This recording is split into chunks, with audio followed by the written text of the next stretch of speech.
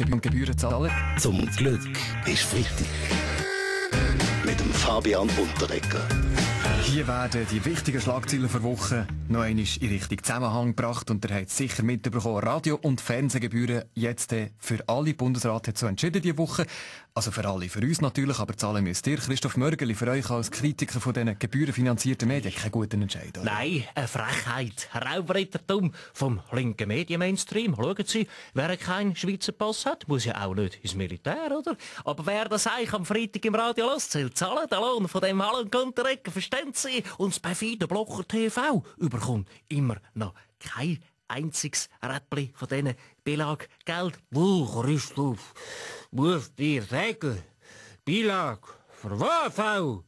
Ich habe ja weder das Radio, noch ein Fernsehgerät oder ein Smartphone. Das Einzige, was ich habe, ist mein Fernsehen.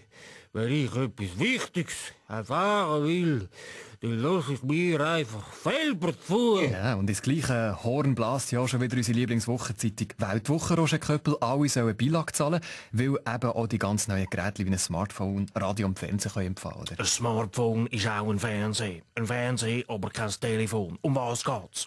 Die Weltwoche hat herausgefunden, dass die Weltwoche gar keine Gebührengelder überkommt, sondern nur die Gebühren von einem einzigen treuen, aufrechten, guten, Dem sagt man Klumpenrisiko, Herr Köppel, wenn nur einer zahlt. Sie sind ignorant, das ist ein hervorragendes Beispiel. Man ist natürlich man ist viel besser abgesichert, wenn das ganze Volk muss zahlen. Jean Ziegler, auch ihr müsst ja Beilage zahlen. Ich bin schockiert. Das ist Staatswillkür. Und mit dem Kohle fördert der Staat ja nicht zu lesen, nein, er fördert das Fernsehen schauen. Und vor lauter Aufregen habe ich kaum noch Zeit zum Fernsehen schauen und mir im Radio zuzulassen. Bringt nichts die Diskussion. Ganz etwas anderes, vielleicht habt ihr es gelesen diese Woche. Die EU wird mit Designerdrogen überschwemmt, nicht aber die Schweiz.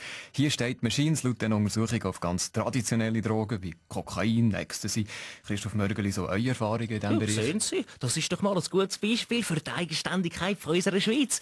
Nehmen Sie sich ein Beispiel, gerade die Schweizer sind beim Drogenkonsum von der EU unabhängig und setzen auf altbewährtes Koks, bodenständiges Ecstasy oder heimatliches Alpengras, verstehen Sie? Ja, genau, vielleicht so Bio aus den Bergen, aus dem Tal vom Renzo Blumenthal.